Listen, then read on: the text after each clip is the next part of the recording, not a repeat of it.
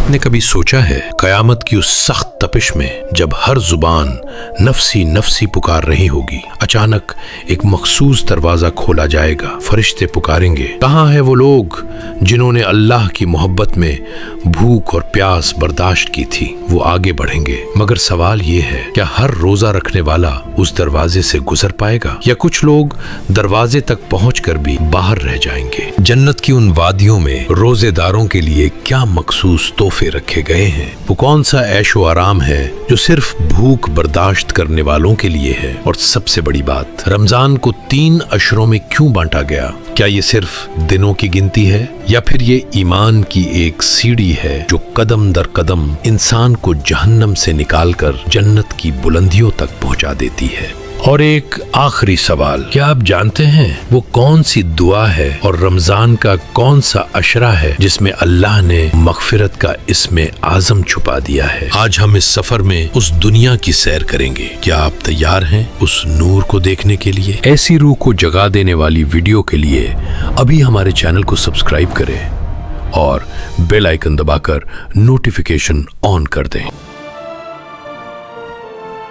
رمضان کا پہلا عشرہ رحمت، یہ وہ 10 دن ہے جب اللہ کی رحمت کا دریا ابال پر ہوتا۔ لیکن کیا آپ کو معلوم ہے رحمت صرف مانگنے سے نہیں ملتی؟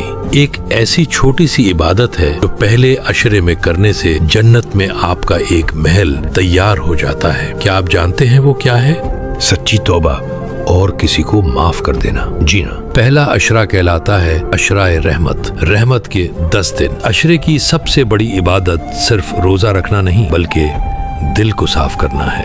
آپ دل سے استغفر اللہ پڑھیں اور کسی ایک انسان کو بھی معاف کر دیں تو رسول اللہ صلی اللہ علیہ وسلم نے ارشاد فرمایا، جو اللہ کے لیے معاف کرتا ہے اللہ اس کا درجہ بلند کر دیتا ہے۔ اور روزے کے بارے میں اللہ فرماتا ہے، روزہ میرے لیے ہے اور میں خود اس کا اجر دوں گا۔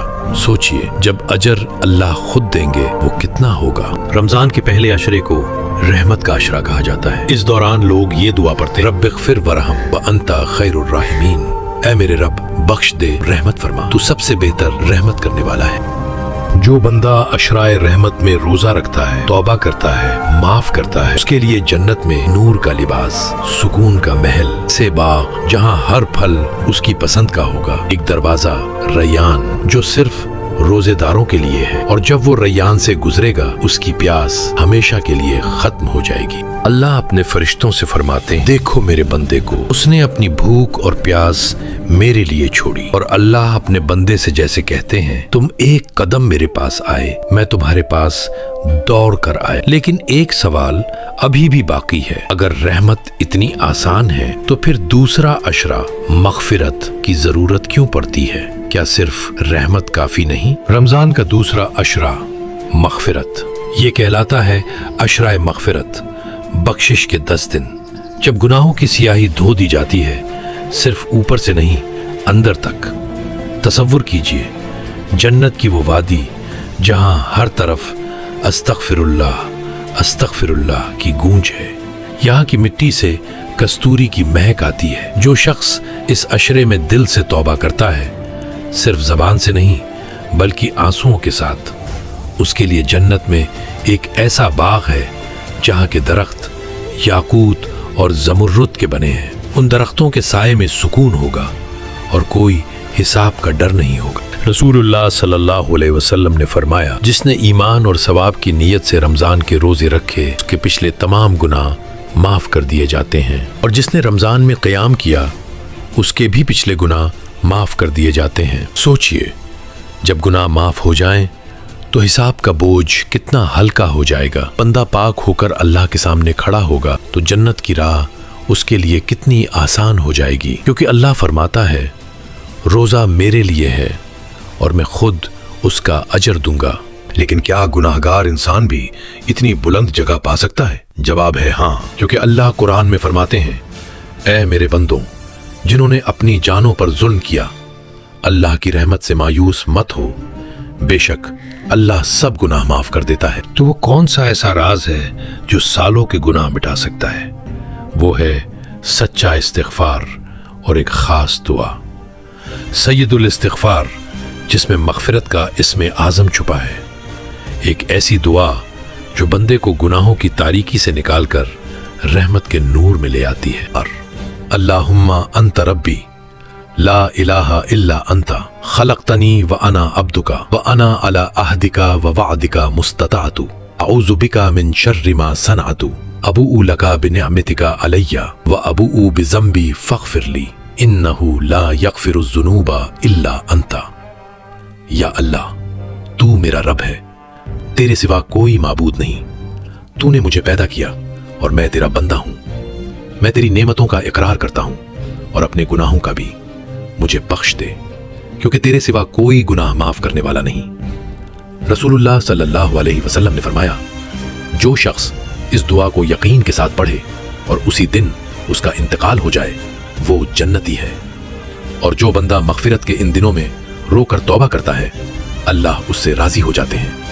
उसका हिसाब आसान कर दिया जाता है और जन्नत में उसका चेहरा 14वीं के चांद की तरह चमकेगा। लेकिन अगर गुनाह माफ हो गए तो फिर तीसरा अशरा निजात क्यों? अगर बख्शिश मिल गई तो फिर आग से बचने की बात क्यों की जा रही है?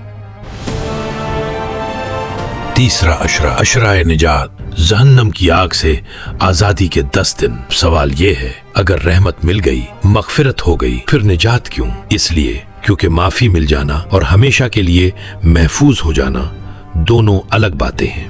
मगफिरत का मतलब है गुनाह मिटा दिए गए और निजात का मतलब है इत्कुम मिनन नार, यानी जहन्नम से हमेशा के लिए खलासी का परवाना मिल जाना। और इसी अशरे में छुपी है लैलतुल क़द्र, एक ऐसी रात जो 1000 महीनों से बेहतर है। कुरान में आता है लैलतुल क़द्री खैरुम मिन अल्फ शहर, यानी 83 साल से ज्यादा इबादत का सवाब सिर्फ एक रात में।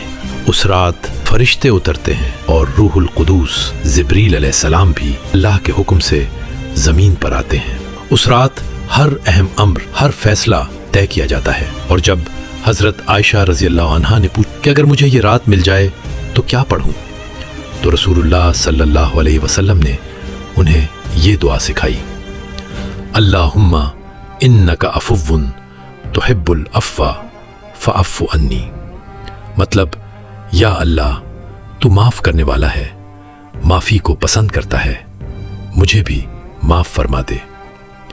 सोचिए, अगर ये रात आज हो तो क्या आप तैयार हैं? सबसे अहम सवाल, लैलतुल क़द्र आखिर आती कब है? रसूलुल्लाह सल्लल्लाहु अलैहि वसल्लम ने फरमाया, लैलतुल क़द्र को रमजान के आखिरी 10 दिनों की ताक रातों में तलाश कर, यानी ये रात आमतौर पर इन रातों में होती है, 21वीं रात, 23वीं रात, 25वीं रात, 27वीं रात, 29वीं रात। बहुत से उलमा के करीब 27वीं रात की उम्मीद ज्यादा होती है, लेकिन यकीनी तौर पर कोई एक रात तय नहीं की गई, ताकि बंदा सिर्फ एक रात नहीं बल्कि पूरे आखिरी अशरे में इबादत करे।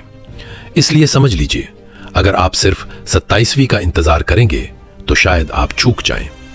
असली हिकमत यही है, आखिरी 10 रातों में जागिए, हर ताक रात को कीमती समझिए, क्योंकि क्या पता आपकी मगफिरत और निजात उसी रात लिखी जा रही हो। हदीस कुदसी में आता है कि अल्लाह फरमाते हैं, कौन है जो मुझसे मांगे तो मैं उसे दूं, कौन है जो मुझसे माफी मांगे तो मैं उसे माफ करूं। और जब बंदा सजदे में गिरकर गिड़गिड़ाता है तो अल्लाह अपने फरिश्तों के सामने उस पर फख्र करते हैं।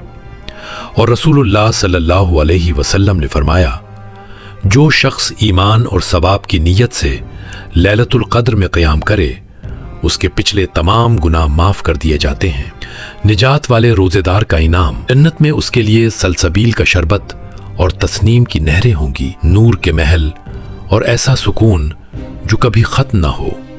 और सबसे बड़ा इनाम अल्लाह का दीदार। वहां न मौत होगी, न गम, न जुदाई, सिर्फ हमेशा की जिंदगी।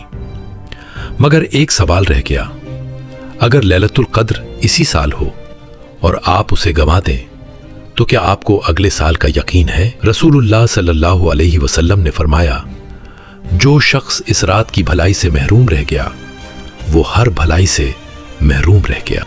अब जरा सोचिए, किस तेजी से वक्त भाग रहा है, लेकिन सच तो यह है, वक्त नहीं भाग रहा, हम खर्च हो रहे हैं। हर दिन हमारी उम्र का एक हिस्सा कम हो रहा है और हमें एहसास भी नहीं हो रहा। रमजान भी इसी तरह गुजर जाएगा। सवाल ये है, क्या हम यूं ही खर्च होते रहेंगे या इस बार खुद को संभाल लेंगे?